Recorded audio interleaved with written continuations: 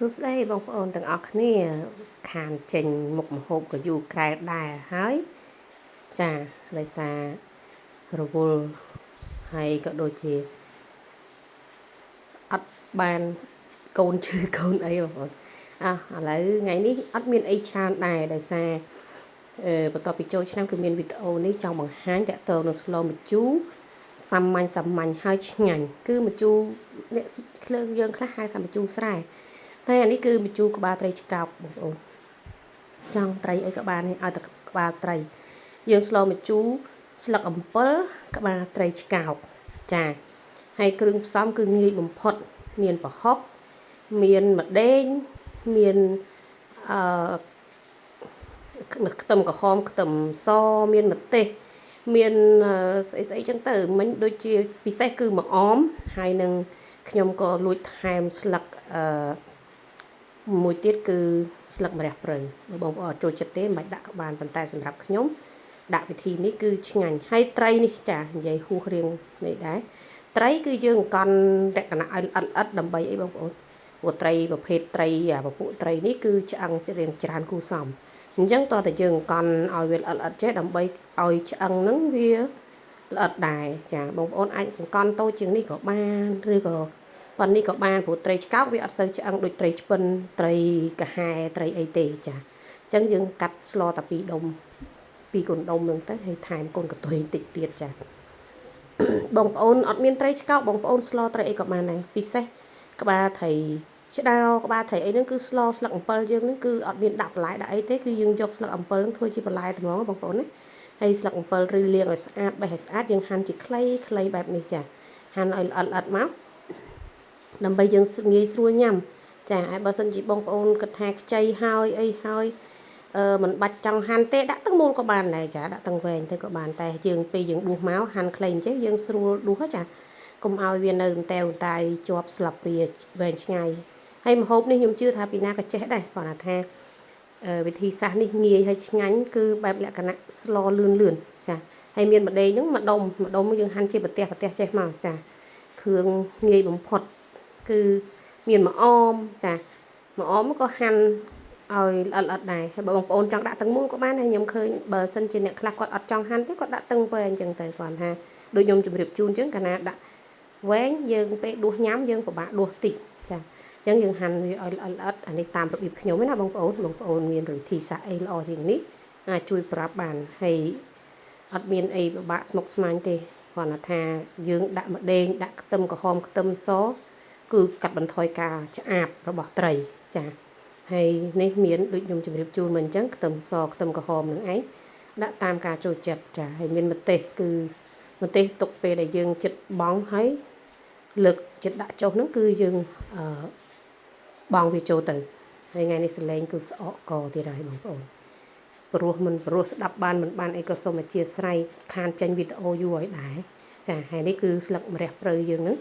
បងប្អូនចូលចិត្តដាក់ក៏បានមិនចូលចិត្តកុំដាក់ក៏បានដែរចាអានេះជាការច្នៃឯងបងប្អូនគាត់ថាខ្ញុំដាក់ពីររសជាតិថ្ងៃហ្នឹងប៉ុន្តែរសជាតិឆ្ងាញ់ប្លែកម្យ៉ាងបងប្អូន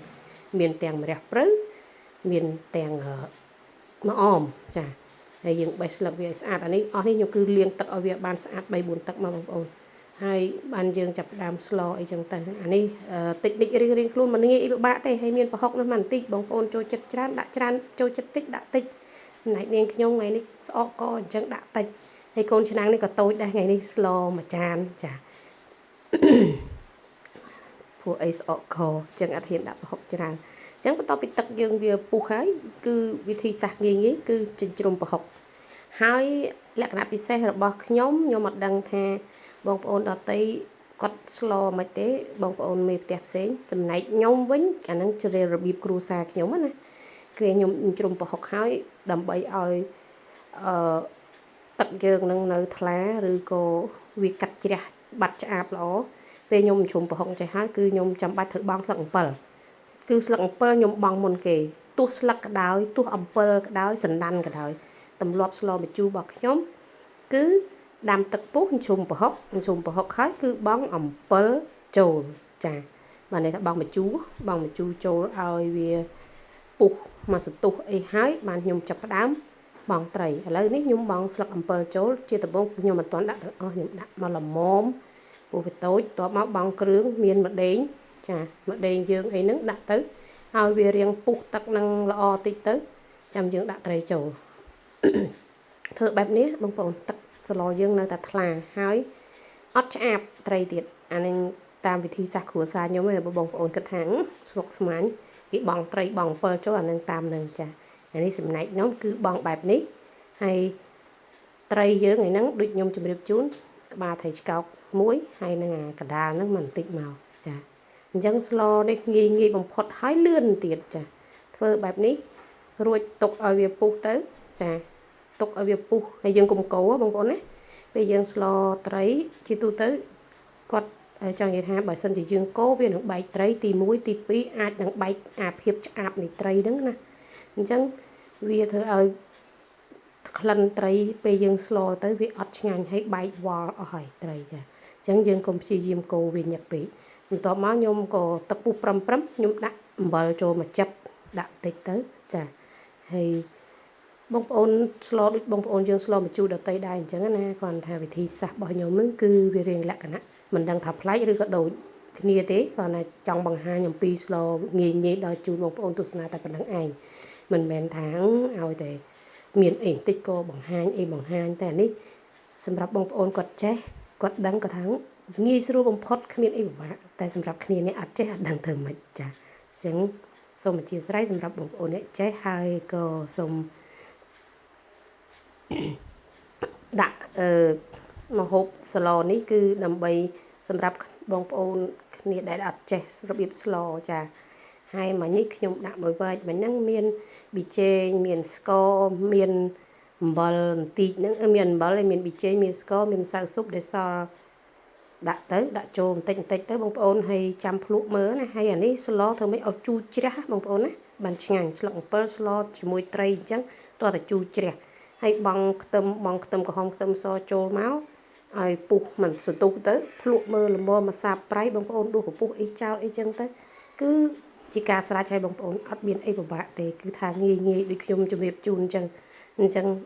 សំបីតែក្មេងក៏គាត់ចេះស្លដែរចាគឺបន្ទាប់មកដាក់